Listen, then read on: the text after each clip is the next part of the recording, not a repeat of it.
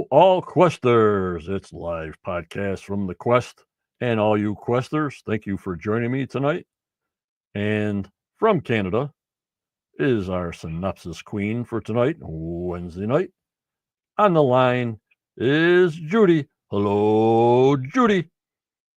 Hello, John. Hi, everybody. And it's good to be here. I think we have a bit to discuss tonight, and I'm looking forward to that. And thank you for coming in, everybody.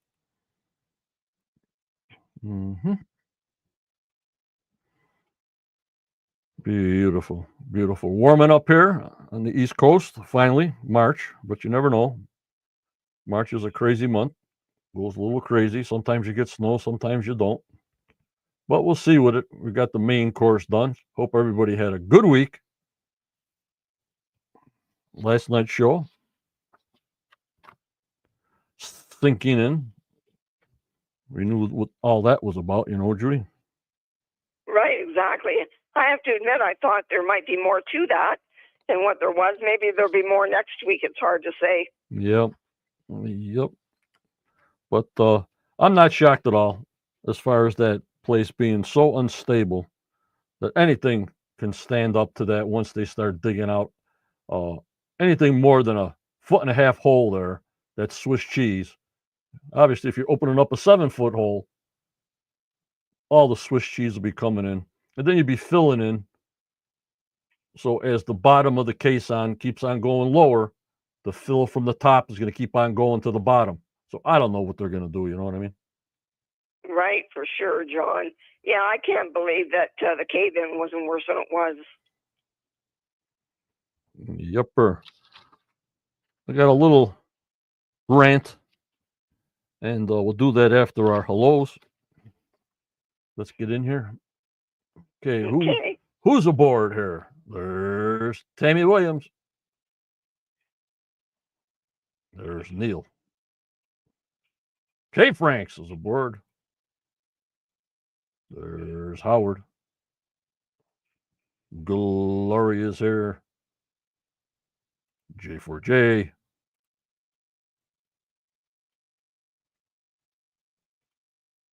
Luann is here. Ray is here. Giselle's in the house. Diane is in the house.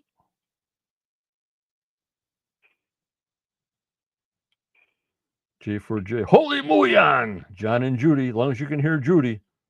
I don't know where Sydney is. Hello, Donna. Hello, Christopher. Brenda in the house. The professor. Get my room ready if it don't warm up. Hi, Daniel. There's Carol. There's Richard wearing his hat. It's all right. Health comes first, Richard. Take care of yourself. Hello, Becky. Luann said she got a foot of snow yesterday. Oh, please. Luann, please keep it. Mine's all gone now. Judith Neal.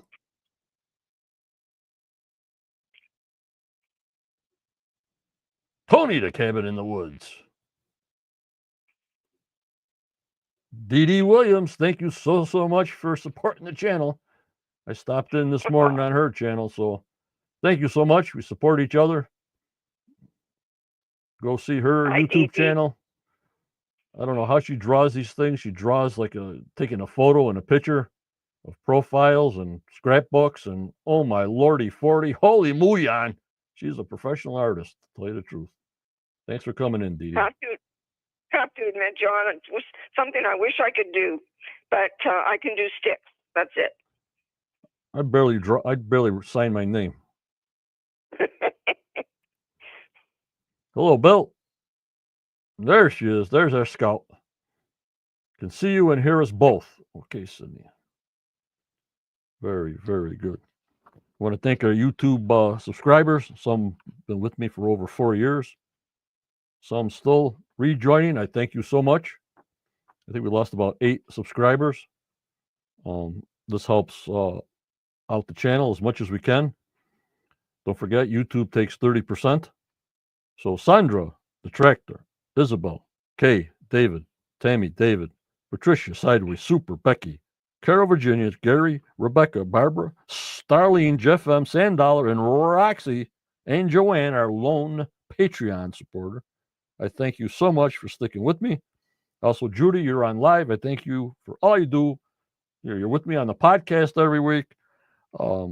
Everybody just loves your synopsises, and they love us, and we love them back. And I thank you for all you do for this podcast as long as it lasts. Yes, John, and I love doing every minute of it. And I do think the two of us are good together for sure. I also want to thank Daniel and Charlotte, the fact finders, setting the people straight of what's going on. I want to thank all my moderators, Tammy, Judy, Daniel, Starlene, Kathy, and Tanya from Portugal. Tanya had her birthday. Happy birthday, Tanya.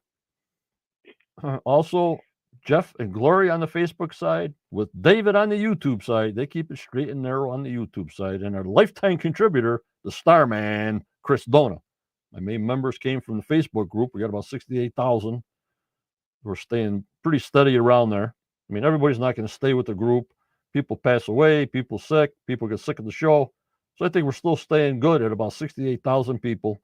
And we're live to YouTube. And then I download later to Facebook, sometimes Twitter, Discord, and Instagram. And especially the Spotify for podcasters around the world, Judy. I don't know how famous we are over there, but for Apple, Google, iHeartRadio, Spotify, Pandora, and Amazon, hello, Alexa.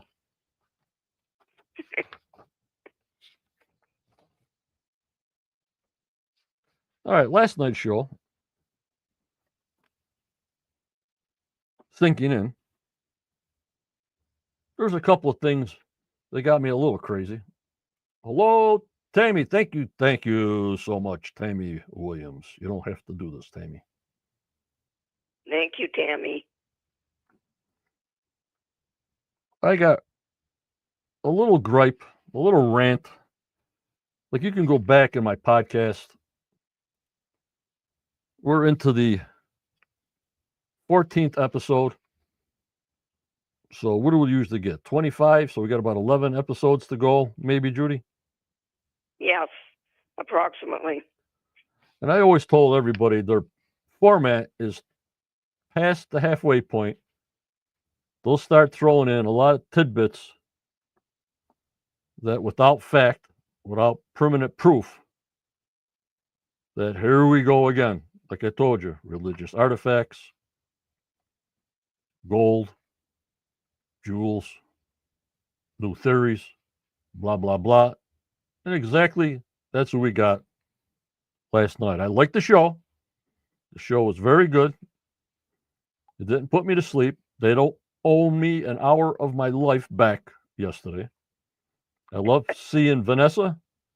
I love seeing the oscillator, the digger, and, Gary finding surface finds. Hi, Mookie Matt. But now that we're getting into the relic side, the Templar side, that's always going to be tied into something, that gets me crazy. Hello, Scott. Thanks for coming in. The first instance, when they found a copper nail, one was large, one was small. Now, if you remember, Jack said, well, these could be tied into the Malta Templars. You remember that? Yes. And I said to myself, Johnny, yeah, as I'm looking at the TV and we're doing screenshots and I'm yelling at the TV and yelling at myself. Hello, Max Ladd. Thanks for coming in.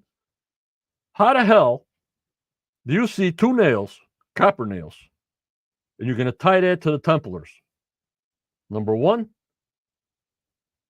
I would tie it into some kind of repair, not shoe repair. Okay, ship repair. People lived on lot 5. They went to the wharfs in the swamp because there was a lot less water there. So they had to bring them in more. There was no road there, remember, to repair ships. Nails to repair ships. Okay, it could have been a military outpost there on Lot 5. We don't know. But when you get 2 copper nails and you tie that into the Templars, you got a problem with me. Yeah, it's a long shot, isn't it? Hello, Thirsty. Yeah, and I'm just saying, well, please, no, let's not go there.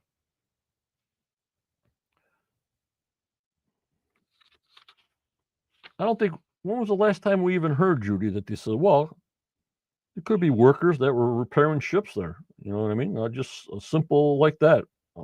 Why? It does not fit the narrative that people want to hear. Right, that's about it. But I'm sure that ships were repaired there. I have no doubt about that. Right. But I'm just saying, newbies, they love it. Us old timers are like, come on, guys. Then we had the war room. I mean, I just read Daniel's synopsis about 20 minutes ago, trying to download it about 15 times on this StreamYard, and I had to go back to Facebook to do it. That when they have these books, so-called books they bought and books they found, and everybody's welcome to a theory. I agree. But give us some new stuff. Give us some stuff that we can go after and find. What do you think, guys? I agree, John. They just jump into it right away. It's the Templars. And it's like, well, it's not the Templars now. It's the Malta Templars or something that took over from the Templars that are still around. And I'm going, oh my God. Round and around the merry-go-round I go. Because, okay, if they found something, a piece of something, and went back to the Templars, okay, we're on the hot track. You guys tell me one thing they found for 13 years that puts the Templars right on Oak Island, to find on Oak Island. They've actually found nothing that proves they were there. Except for New Ross there, that one place.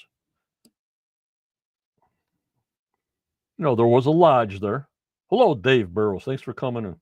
You know, there was a lodge there. Like, there's lodges all over the place, I guess, in the old days. There's even lodges now, but in the old days, that was their order. You know what I mean? Hello, Jonathan Lonfontaine. Yeah, we used to have Masons right here in town. We don't any longer, but we did when I was growing up. Right. And Jonathan says the cross. Okay, we know the cross came from France. Well, that could be anybody. Right. Okay, the cross is in the cave. The cross is in the prison. Okay. Could be. We know the materials came from France. And I think if they didn't find the cross, we wouldn't have a show here. You know, you could be very right about that, John. Also, I was thinking, if I owned that island, this is how I think, guys. If you owned an island, and you know there was houses there before, number one, like I said before, get your permits or whatever you got to do. If you own the land, you excavate each foundation one at a time, like they did Samuel Balls, and just left it. Yes. And McGinnis. Well, do the rest of the homes. You got the maps. Not in the middle of the swamp that you really didn't have an X marks the spot looking for roadways or looking for paths. Go to the places where the homes were and excavate. By layered, by whoever you have to do. Hello, Kathy.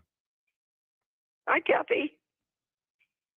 Right, Jonathan. Templar design. You're right. But that could have been on anybody coming to the island, either in a mining capacity or a trading capacity. Just too many variables. Daniel says, did you notice Jack's reaction to Gary finding the first nail? I thought the Holy Grail was sitting there on the rock.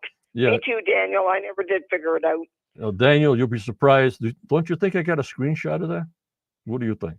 I'll bet you do. So get ready for the Templars, relics, the Ark of the Covenant. Pump us all up. And guess what? I don't see no big 10-foot electric fence around the island right now. So, and also I got a surprise for you guys. You know who Osprey Muyan is, do you not? Yes, we do. It's going to cost us, like usual, but he will do a March drone flyover. Can't say today in case there's people in here looking for him to shoot his $5,000 drone down or whatever they do. He's going to let me know, bill me, and shoot a nice video. He does them so professional. I think he does them better than the TV does. You know what I mean, Judy? Oh, I think so too. They're always well done, and we can see everything. Right. So we'll get a March drone video, even if it shows nothing. I still want him to go around the whole island and just see what's going on. And even if it shows nothing, it's an update. Get a 2025 drone video. So go to the drone video people in the membership that are marshals and above first. Then after 5 or 6 days, we will post it publicly like we usually do. And it might give us an idea, John, if there is something going on, whether there'll be a season 13 or not. I don't know. They probably, who knows what they're doing up there now. If they're just doing office work and research, they're probably not out in the field because they're waiting for permits and stuff. But just to see, you know what I mean? Right. Interesting. Yeah. I wonder who's doing or living at Dan's house, or is it even open? I don't even know. I can't get any answers. It's sad if it's sitting there empty, really. Yep. I want to show my team here before we get into the synopsis. Well, Daniel says, did you know that lead was a valuable commodity and smuggled in the 1700s? I did not know that. Wasn't there salt too? Was salt something? I can't remember what it was. I think salt also. Hello, Lewis. Thanks for coming in. So here's my crew that keeps the whole world turning for us. You got Judy, Kathy, Tanya, Daniel, Tammy, Jeff, David, Starlene, and Gloria. We're the best of the best. As long as we're here, who knows? If they don't have no season 13, we'll make this like a social event, and we'll talk about social things, and it'll be more of a social gathering than a specific Oak Island talk. And of course, if something comes up from Oak Island privately, if they close out the History Channel, we'll always keep that up for conversation. How does that sound, guys? That sounds good, John. Then we wouldn't have to say goodbye to each other. That's going to be the hard part when the show is done. No, we'll still have this, the Quest of Oak Island, but it'll be just a social, more social. You know what I mean? Talk about worldly things, talk about whatever you want to talk about. Sounds good. All right. There's Daniel and Charlotte. They took over the Oak Island Compendium. Please give them a look, a click, read their stuff, read their pictures. Yeah, Lewis, we can talk about 2x4s, plywood. We can drink shots live, drink wine. Yeah, all right, sounds good. It's getting more interesting all the time. Salty Dog, Tony Sampson, support him. Still haven't heard a thing about 2025 tours. I don't know if they don't have any volunteers. What's the big deal about walking around there? You really can't see nothing, you know? But I haven't heard a thing. Go see Sammy, Tony Sampson for a boat ride around the island. Tell him Johnny sent you. All right, Judy, get your wine ready. Okay. Get your flask of whiskey ready.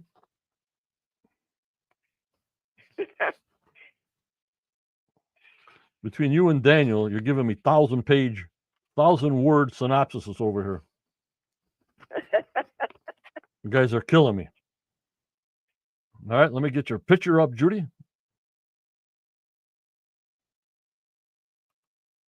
All right, Judy, your pictures for the world to see. Here's our queen of synopsis, Judy.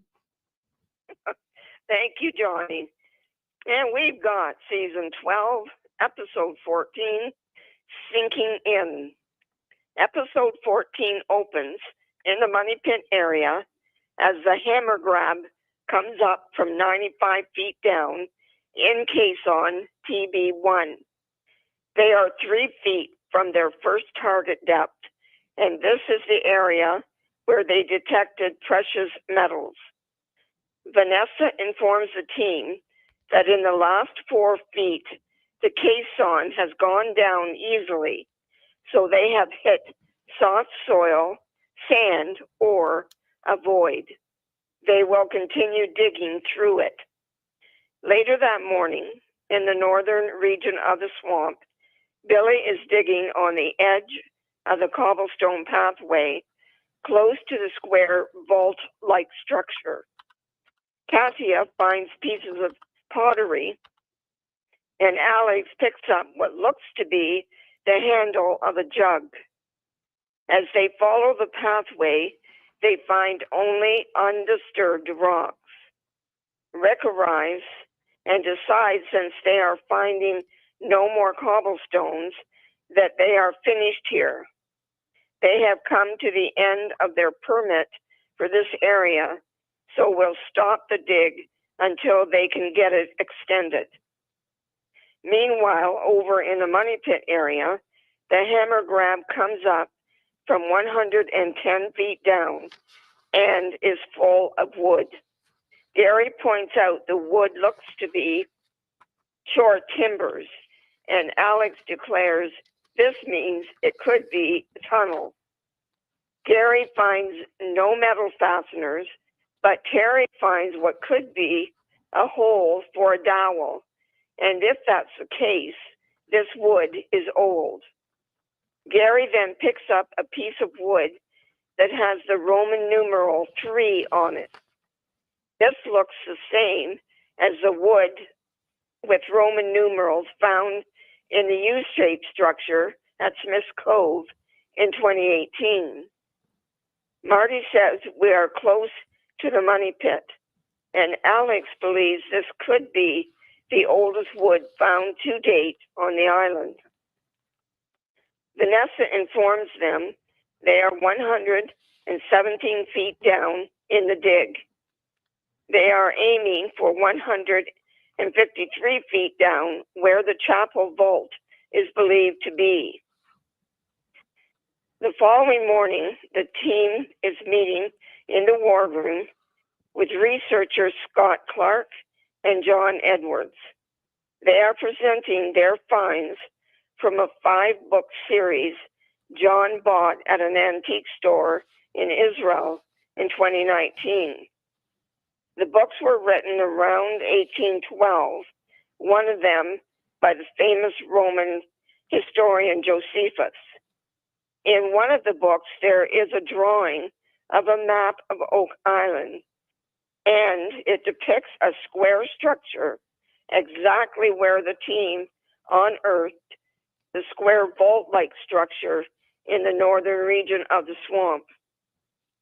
The books also contain secret codes of the Templars, one of which lays out the name of a Freemason named John Eason, who was a member of Lodge of Annapolis Royal, the oldest lodge in Nova Scotia. The books also suggest that there were Templar religious treasures buried on Oak Island, like the menorah and Ark of the Covenant, etc. John and Scott believe these books were put together by multi-generations to ensure that someday the artifacts would be found. After the Templars were dismantled in 1307, the remaining Templars became known as the Knights of Malta, who the researchers believe inherited the Templar treasure and brought them to Oak Island. Later, on Lot 5, Gary, Marty, and Jack are detecting near the round structure. The beeper goes off, and Marty digs up a copper nail, like many Gary has found in Florida, off of ships from the 1600s to 1700s. The beeper goes off again, and Gary picks up a smaller but similar copper nail. The copper nails were used on the ships because they wouldn't rust. They go right to the lab. The following morning, the team meets with Carmen to get his analysis of the two copper nails. Carmen points out that both nails have flat, square tops on them and taper all the way down in a square shape. He says they were used for sheeting on the underside of major seagoing vessels. Emma had put the artifacts through the XRF machine and found them to be made of lead, arsenic, and copper. Carmen then dates the nails from 1720 to 1760. Laird states this could give us the answer to the question, who built the round structure and when? Over in the Money Pit area, the team is down 160 feet in TB1 and have hit a mysterious obstruction, while over near the wash plant, Charles is showing Marty some artifacts found in the spoils. One looks to be a piece of shoe leather, and a second, a piece of concrete, like the material that encases the chapel vault. The episode ends in the Money Pit area where they have breached the obstruction. Alex asks Marty if he is feeling any tremors in the ground, and Marty answers no. At this point, Vanessa informs them that the base of the oscillator is sinking in, and she is uncomfortable with the size of it. They all walk over to the site and find a 30-foot drop under one corner of the oscillator. Vanessa decides they will backfill the hole and continue the dig. Will it hold? Join us next week, Questers, to see if it does. And in the meantime, stay safe, please. Excellent. Judy Synopsis Queen, excellent. Good. I hope that was good for anybody that didn't get to watch the show last night. Yep. Of course, it'll be printed out on the Quest of Oak Island Facebook page for you to read at your leisure.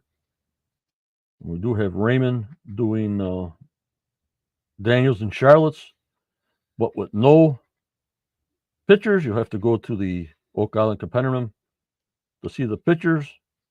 But they're basically the same pictures I'll be showing in our screenshot shortly. And we'll go from there. Low timey temper. Thank you, everybody. Yep. Thanks. Yeah, I just had to say thanks, John. They're all being so kind to me. Thank you, guys. Okay. Next week's episode, March 11th, episode 15, Channeling the Solution. So we'll see what that's all about. In the swamp, suggests more activity took place in the island than ever believed. Episode 16 after that's Open Sesame. And the last episode in March 25th, episode 17, Boots on the Ground. Boots on the Ground. Not sure, Tommy, if they hit a void. It's just sinking the caisson all the way around the outside with the actuator. They can't have that thing plummeting 30 feet in the ground. Also, hashtag hat. You must be present to win a Quest baseball cap. I'll get it out to you as soon as possible. You have to be present to win. And also 5 days to claim. I don't hear from you in 5 days, you're never going to get a hat from me. That's it.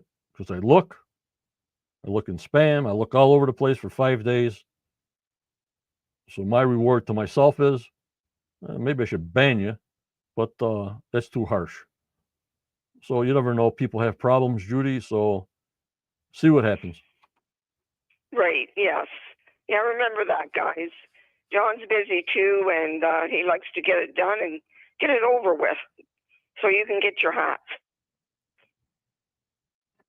Ray always says I'm wearing my lucky propeller hat. There you go. So hashtag hat. There can't be many people that don't have them now. So what's it like? 1 out of 7 or 1 out of 8? It's been running, Judy. Pardon me, John. The hat.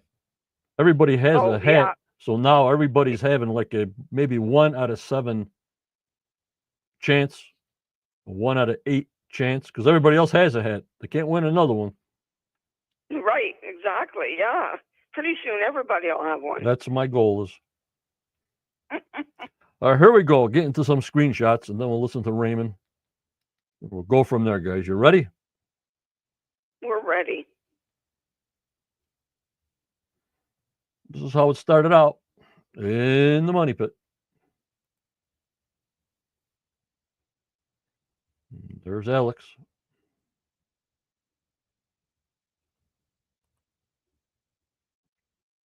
He started out in the money pit, digging away.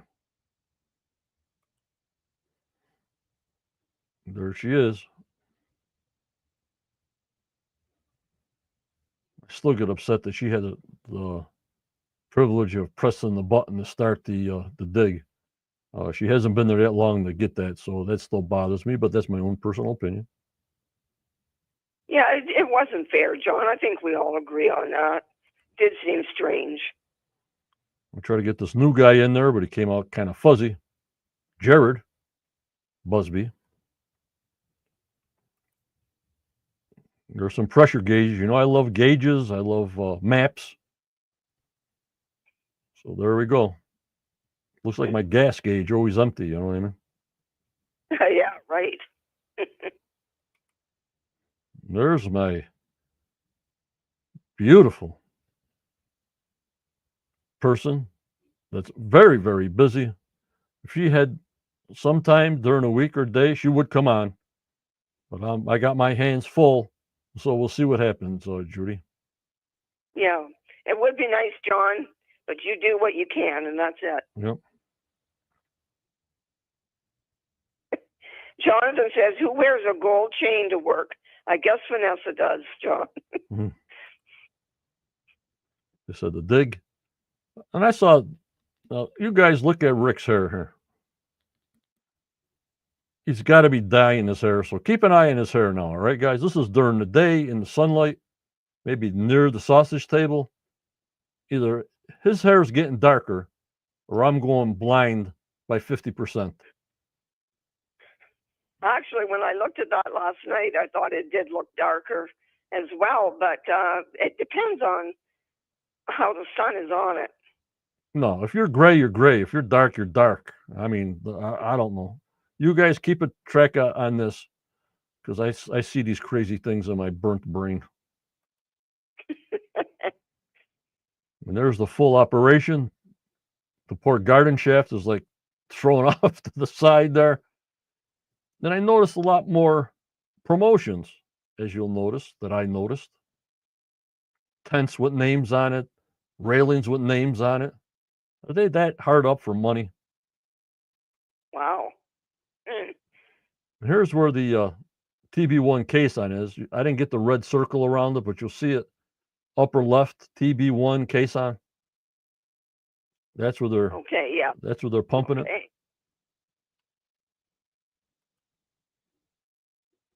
And this is when Vanessa says it's just dropping.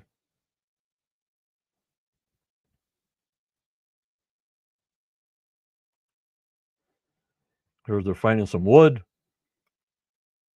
Back to the swamp in the muck. Mucking the northern region of the swamp. There's the squared feature. What the hell's that round thing there? I see the bucket on the bottom. Well, what the hell is that? I have no clue. I missed that.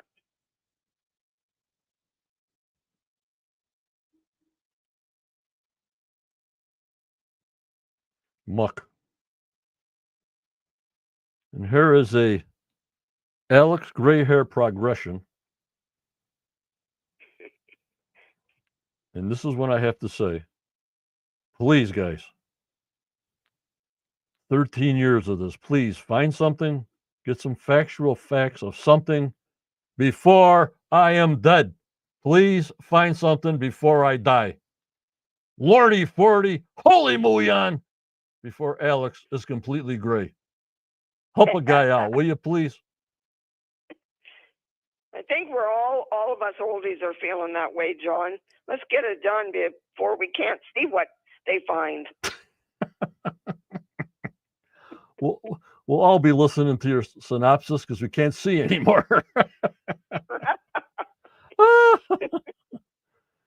Oh. All right, take a look at Rick's hair now. I only see white sideburns. We're not finding cobbles in this northern area, so let's get out of here. After concluding, the dig in the swamp is over in this area. Permit-wise, don't jump on me. Yep, they're at their limitations, permit-wise, where they can dig. So probably Steve stakes it out with the survey. Laird goes to the province. Okay, you can dig this area out. Then they're done if they don't find nothing in there, you know? Right, exactly. Here's the crew. We haven't heard no Bravo Tango. And look behind you. See any advertising in this picture? Oh, yes. Right. You always notice those things.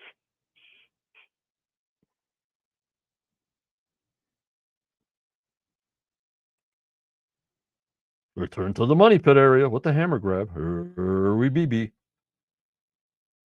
You see any advertising anywhere? Yeah, I think so, John. Just a bit.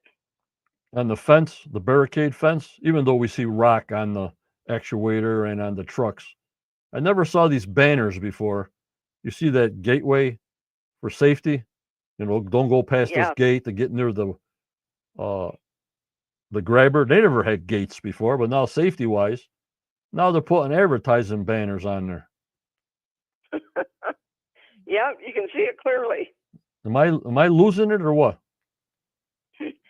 Scott says I saw it on Billy's excavator boom a few weeks ago. The first zone of interest. I think the first zone was what, 140? 150 was the target. I think it was like 120 or something that they were doing it. Okay. Yes. Oh, 110. There it is, 110.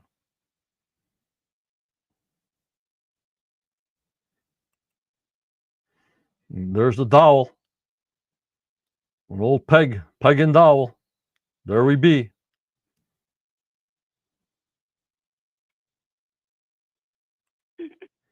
There's the three Roman numerals again.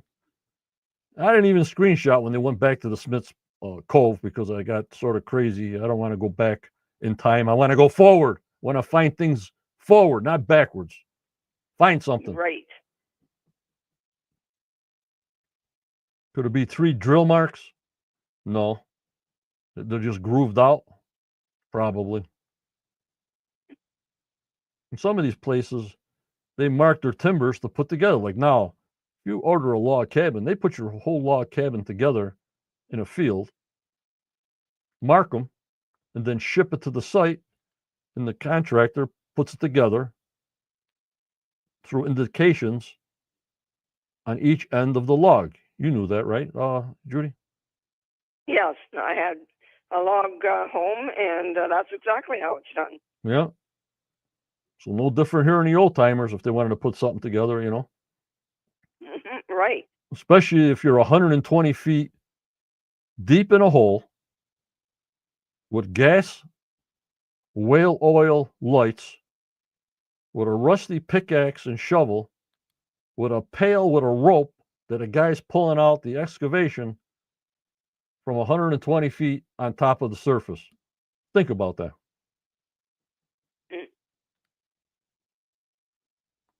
Unbelievable. Now, Ray brings up a good thought here. Says the Holy Grail has no chance against the hammer grab. If there is something down there, the hammer grab is going to hit it, right? I'm going to crush it. Not unless it's already got 55 holes in it from the drill. Right. That could be too.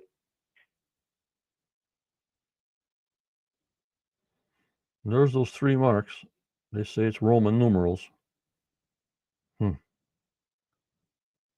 Could be. Now we're at 117 feet, says Vanessa. As excavation in TB1 continues as I look all around. What do I see in the background? Nothing. What do I see over there? Nothing. What do I see? What do I see? Nothing. Here we go, guys. To the war room we go. To Scott Clark and John Edwards. It's story time. Okay, John. Put another X on the Ark of the Covenant. We'll keep on digging. You keep on coming back. And so forth. He's acquired 2 ancient books. There they are. That Judy said.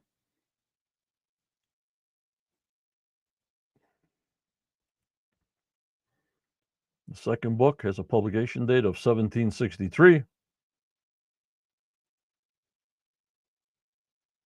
And those are the parts they're thinking about. Under the menorah looking thing. And then there's a little sailboat on top of that. Then I look to the left, I see a ladder with a popsicle. I see the sun with another sailboat in the tub.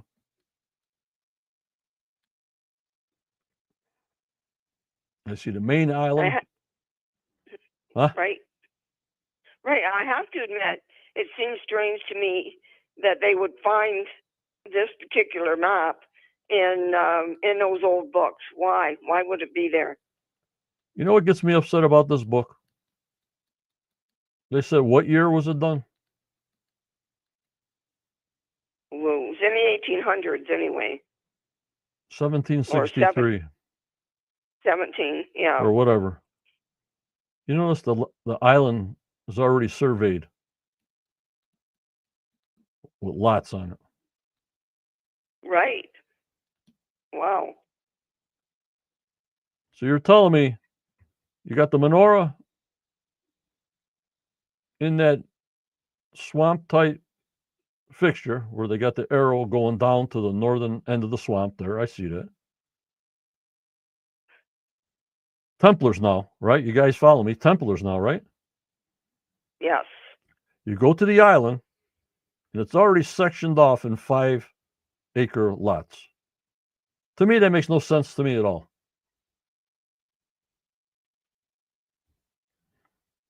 What's Daniel saying?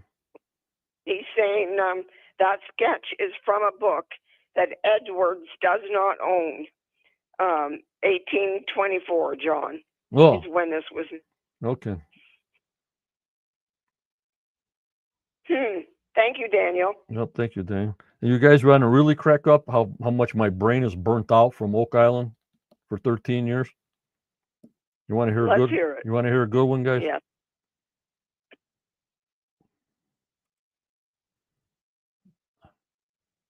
When I was going through this and doing screenshots, that's what they think the vault is. Yeah. I said, oh my God, this guy's name is John Cason. I said, caisson? How did they know about caissons then? I almost fell off the bed in my desk, screenshotting things. Yeah, it's deceiving. It is deceiving. I said, it can't be. Caisson? John Caisson? Can't be. 1761, 1820s caissons? Oh, I'm flipping out, guys. I need help. I need help myself. I can't take much more.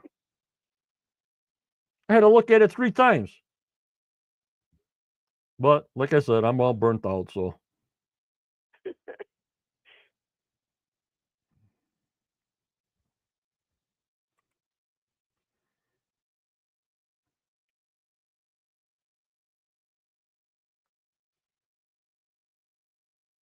Plus, the island's not connected to the mainland, but like Daniel says, that this was made in the 1800s. Then they threw me off on this Templar tent. I said, what the hell are they talking about, a Templar tent? What the hell has that got to do with Oak Island? Did we see a tent on Oak Island ever? Or some kind of No. wording of a tent? Or fabric of canvas? Or tent stakes? Maybe tent stakes. But I think those were survey stakes.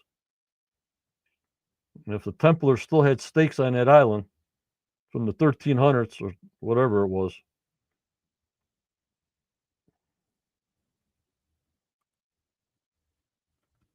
that's what they're measuring from that to that.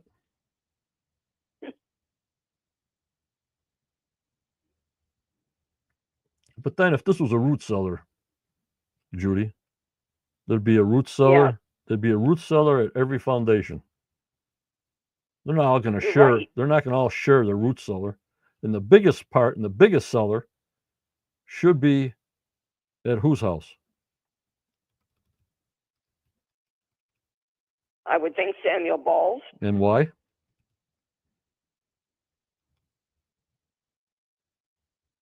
Got to keep the cabbage fresh until the next shipment comes in. Right on. You're not going to have a ship out there. You got to have 500 people cutting cabbage heads out, bring them down to his wharf to load the ships up. But he don't have a root cellar. That little tunnel, whatever that was, is probably a latrine from the house. So I don't know.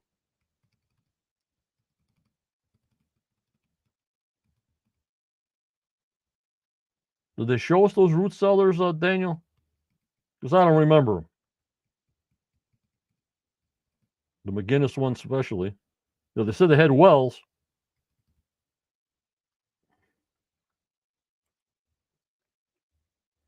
And there they are.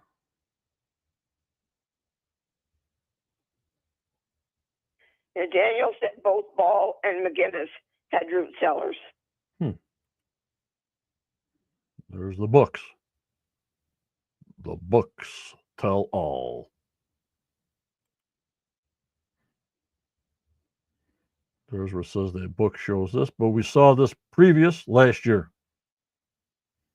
This is nothing new, but the root cellar, whatever you want to call it, their vault underneath the cactus.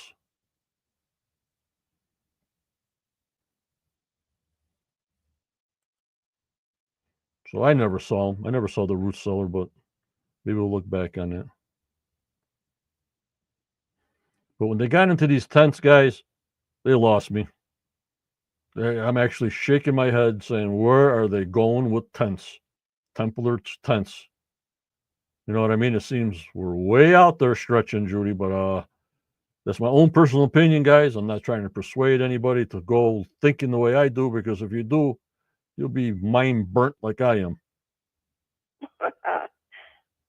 I really can't picture those on Oak Island, but apparently there is a painting, I think, in one of the books, and they think these are Templar tents.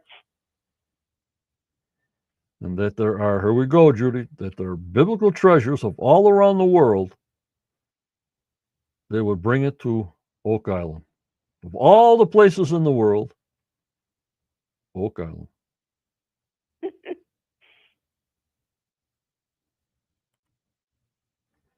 And this is the Order of Malta. I guess this is the ones that I took over, and they're still active now. They were linking biblical treasures to Oak Island. Well, show me a fact on that. You know what I mean? Linking how? Where? Yes, exactly.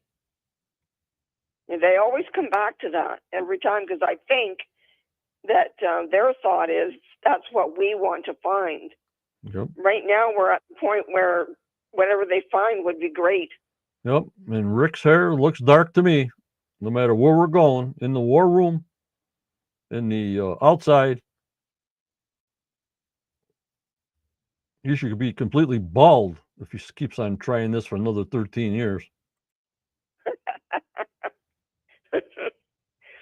And they call this a vault. You know, you got to call it a vault. You can't call it anything else but a vault, a back door. There's a hidden compartment underneath this. Dig deeper, blah, blah, blah, blah, blah, blah.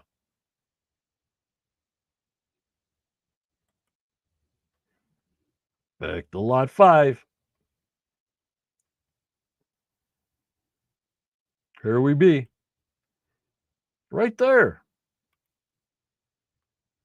Just have made a potentially important discovery. 1. Copper nail. Lordy 40. Holy Muyan, we got a nail. Back at the money pit. Vanessa, how deep are we? 147. Back in the lab, Carmen's back. There he is, our main man, Carmen Legge. We got 2 nails on lot 5. Carmen says somewhere between 1720 and 1760 to attack the underside of the boats. So he knows it's boat related, boat repair. So at least we got a decision on that, you know, Judy? Right, exactly. Yeah, Carmen knew what they were right away. Yep. And I always got to put Emma in there because she's the only factual person on this show. Put it through all the lab work, put it through all this, gives us date, mineral contents, and her and Laird. I'd rather listen to those two than anybody else.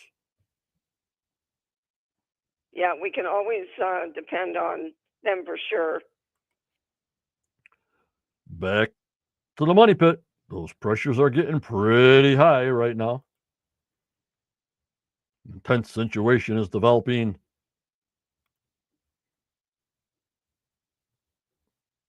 At the 160 mark. The steel caissons have hit a mysterious obstruction. Well, maybe a boulder, but they said they got the guys to plow through that stuff, Judy. That's what they told us. Yes, they did. They got the drills, they got everything. They go through boulders, whatever they got to do, except for collapse. They're not ready for a collapse.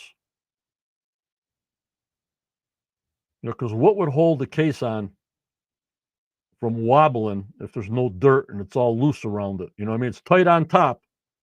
But what about the other 140 feet? It's going to be swinging and swaying when it's turning because there's no support of the dirt on the sides of the caisson. You understand me? Right. Yes. Gotcha.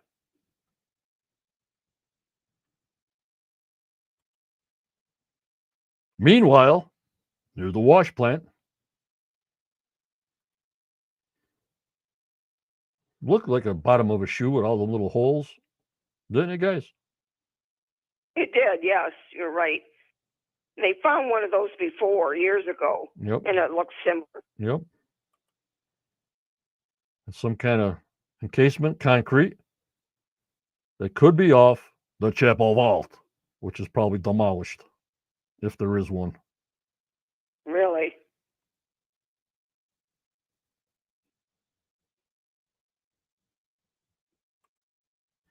Here we are. Charles Barkhouse was overseeing the operation at the wash plant.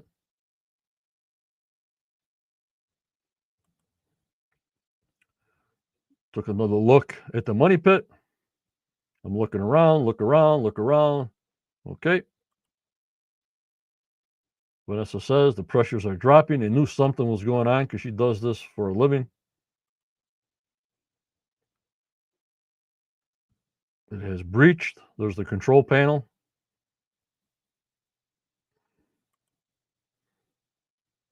Rick, that ain't good. It's caving in. Hey, stop. It's Lordy Farty Holy Muyan caving in. Don't forget, guys, hashtag hat to win a free Quest hat anywhere around the world. If you're international, please give me your phone number. Stamps.com will not mail international without your phone number. Hashtag hat. If you won one prior hat, do not refile. Now let's go to Daniel and Charlotte's analysis with Raymond. I'm almost going to fire him again. I can't get used to this AI. So if you want to see the pictures, you go to their Oak Island competitor. And if you win a hat, you send information to the Quest of Oak Island at AOL.com. So, Judy, we're going over to our Facebook page.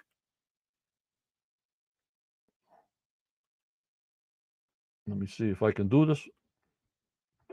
Good luck.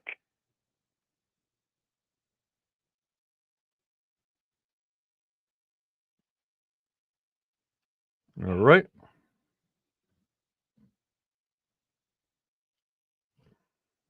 Here we go, guys. Let me know if you can hear it, see it in chat. Don't forget to win a hat. You got to be present to win in 5 days to claim. Here we go. Raimundo. It's 8 minutes, almost 9 minutes long. Here we go.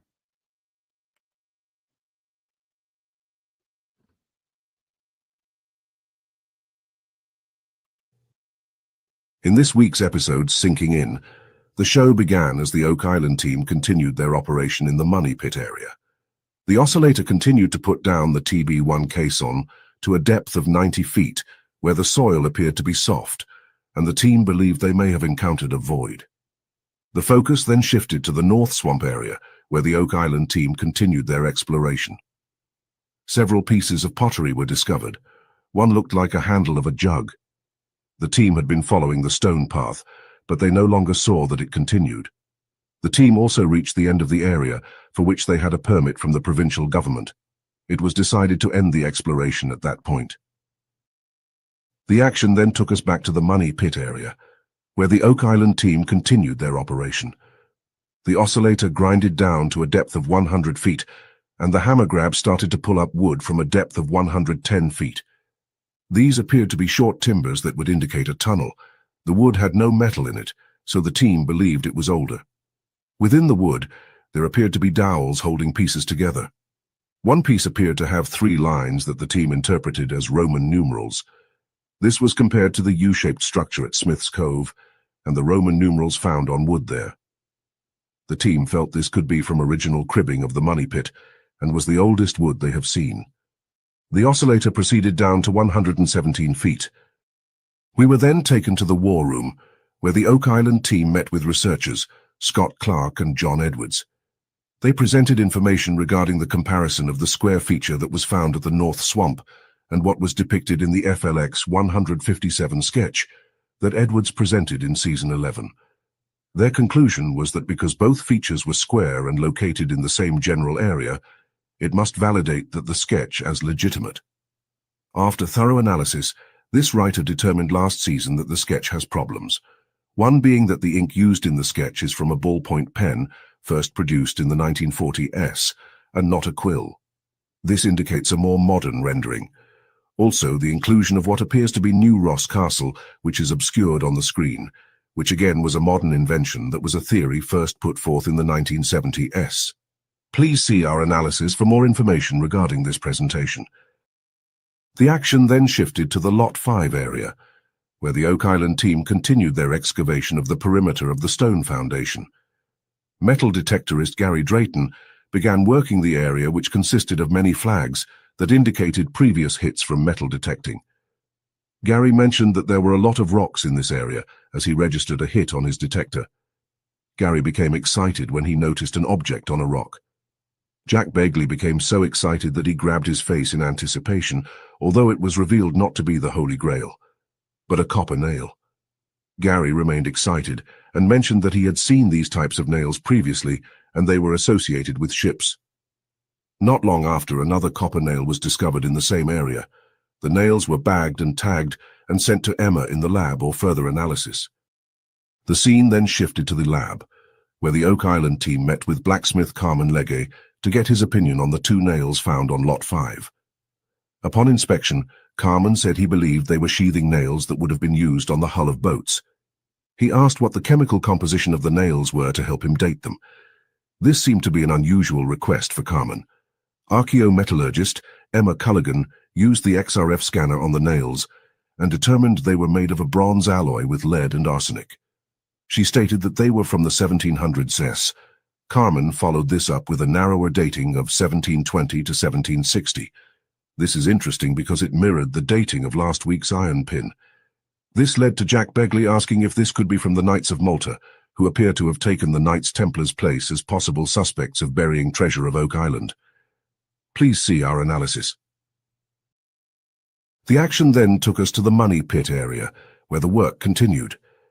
The oscillator reached a depth of 160 feet when it appeared that it encountered an obstruction, which slowed down the speed of the TB1 caisson being installed. The action quickly shifted to the wash plant area, where Charles Barkhouse was in charge of the operation. Leather, from what appears to be from a shoe and a piece of what was identified by Charles as possible concrete, was shown to Marty Lagina. Both objects will be analyzed at the lab for further information. The episode concluded back at the money pit, where at the depth of 160 feet, the oscillator hit an obstruction. After the oscillator passed the obstruction, some of the team noticed tremors, and it was revealed that the area being oscillated was caving in. The team was concerned with a catastrophic cave-in and everyone's safety. Vanessa Lucinda of Rock Equipment was asked about how they should proceed, and she stated that they would backfill the area and move ahead slowly and with caution. It should be noted that previous work in this area in history became so dangerous due to the instability of the ground that work was halted. One must ask if this endeavor is worth the risk of a catastrophic cave-in and possible lives being lost.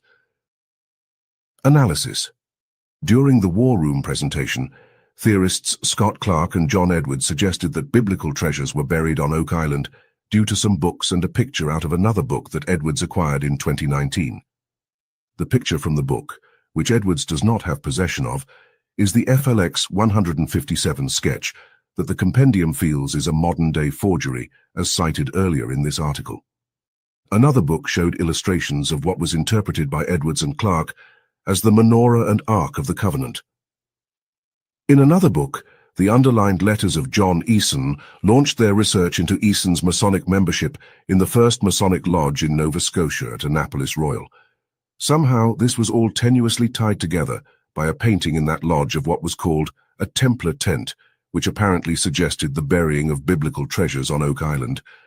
It was intimated that the Knights of Malta may have been responsible for this as Templar descendants and cited Isaac de Razilly as a possible suspect.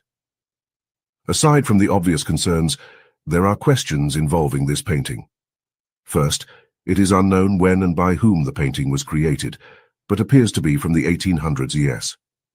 Razilly was in Nova Scotia about 200 years before this and founded Fort Le Havre, which is some distance from Oak Island.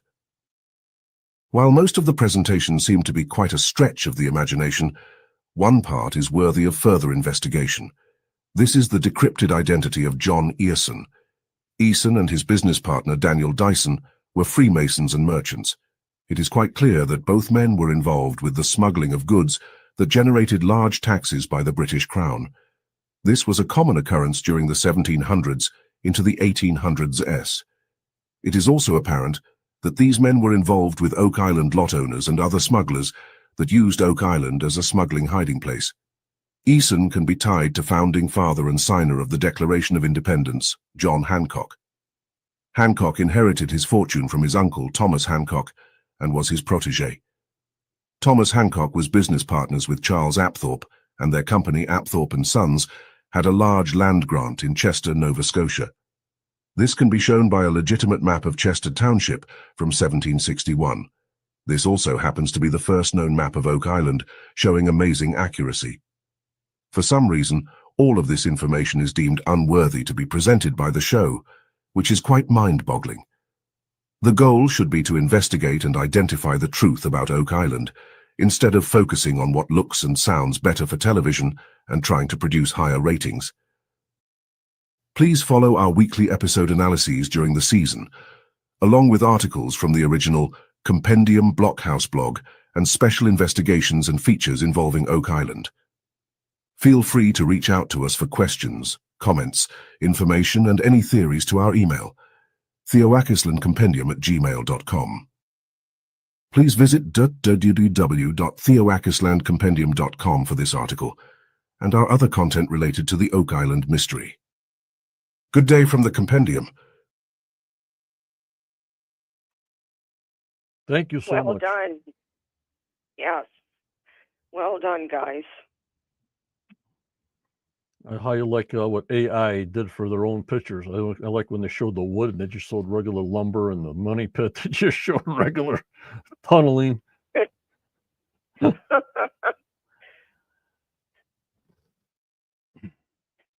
if you guys go to the website, you'll see the pictures they're talking about, plus what I've gone through on our screenshots. You'll get the play of what they were talking about. I hear you. All right, hashtag hat. Last call for hashtag hat. We're going to go over and give away a hat, Judy. Okay, and good luck, everybody. Let me see here. Got to do this again. We got 2 entries. Oh my lordy, 40. Holy mooyan. Oh, my goodness. Everybody else has got a hat, huh? Okay. That's what I like to see. You got a 50% chance of winning a hat. We got 3. Good. 1 out of 3 chance of winning a Quest baseball cap. If you're international, I need your phone number.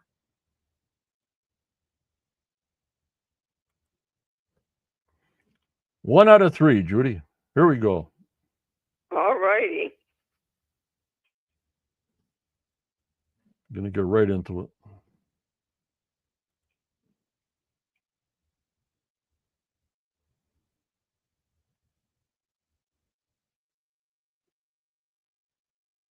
Diane Otto. Gotta be present to win. Is the winner. Pretty sure she's here. All right, we'll see. Congratulations, Diane Otto. Are you here? Another Quest hat going out the door.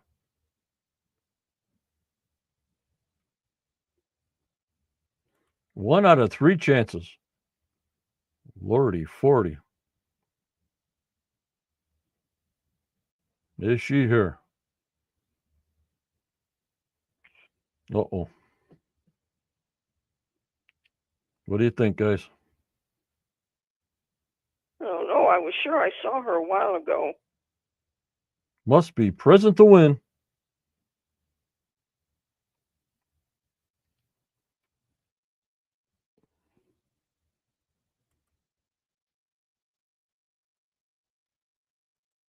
Let us know if you're there, Diane. We sure hope you're right there.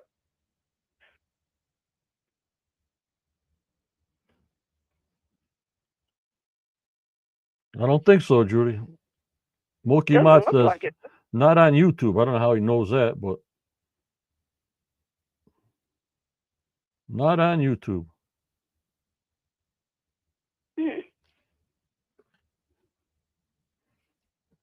Giselle, just put hashtag hat in. There's 2 entries in there now. She was the 3rd. So if you want to put hashtag hat on, you'll be good.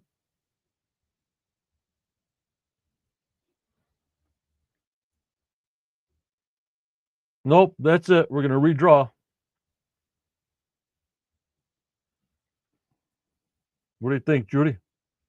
Yeah, I think you probably should redraw. Yep, because you like people that watch the podcast to the end, to stay to the end to see if they win. That's probably the project I like. You got to stay to the end to win.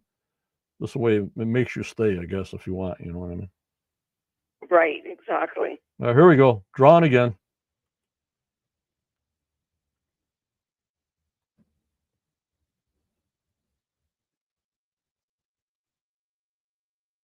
Ray Coulette.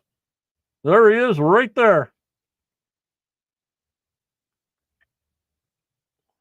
That's the way it goes. Congratulations, Ray. Yep, Ray. Give me your information on the Quest of Oak Island at AOL.com.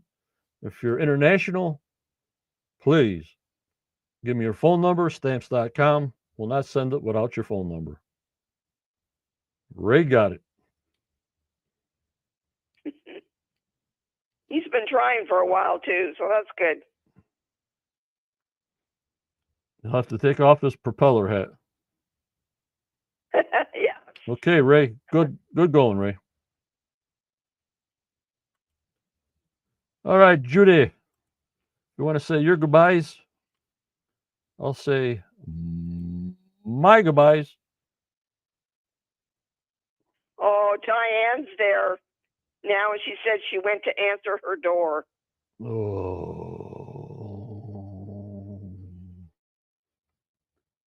All right, we'll give away 2 hats. Okay. Diane, you're still good. Yep. Diane, Otto, and Ray.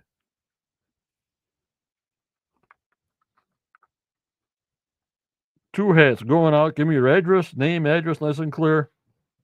Not all these crazy addresses and zip codes all over the place and box numbers all over the place. To Diane, Otto, and Ray. 2 hats given away.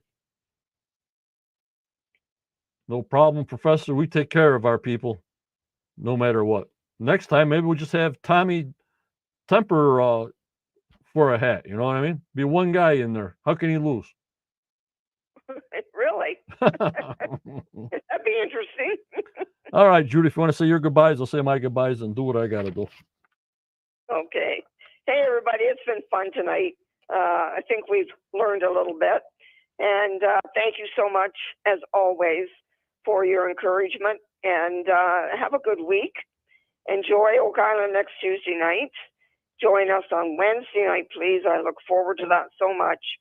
And in the meantime, always, my lovely family, stay safe, please. Stay safe. You too, Johnny. Yep. Keep in touch. I'll talk to you soon. All righty. All right. Bye-bye. Okay, everybody. Next week's pre-show, Tuesday, 10 a.m., between 10 a.m. and 3 p.m. I'll be on, not in studio, for pre-show Tuesday. We got March 11th, episode 15, Channeling the Solution. That'll be next Tuesday. So we had fun tonight. But remember, members, what do I tell you all the time? Always go forward. You may get a setback in your life, but just believe in yourself. Believe in your dreams, no matter how old you are. For tomorrow is a never given. Never. In this crazy, crazy world we live in, every hour, every moment, there's something different going on. I can't take much more. So you keep smiling. You stay safe, like Judy says. Also, you stay strong and you keep that positivity going. Keep that positivity going. Any kind of negativity, push it away, stay away, be yourself, be positive. If you can't do it, there's a lot of help out there. Seek help to get that positive vibe going. Thank you for joining me and Judy tonight and the rest of the gang. I thank you. I'll see you next Tuesday pre-show. You'll see Judy and me Wednesday podcast at 7:30 p.m. USA Eastern Time. I hope you enjoy the show. Thank you. Take care. And bye-bye.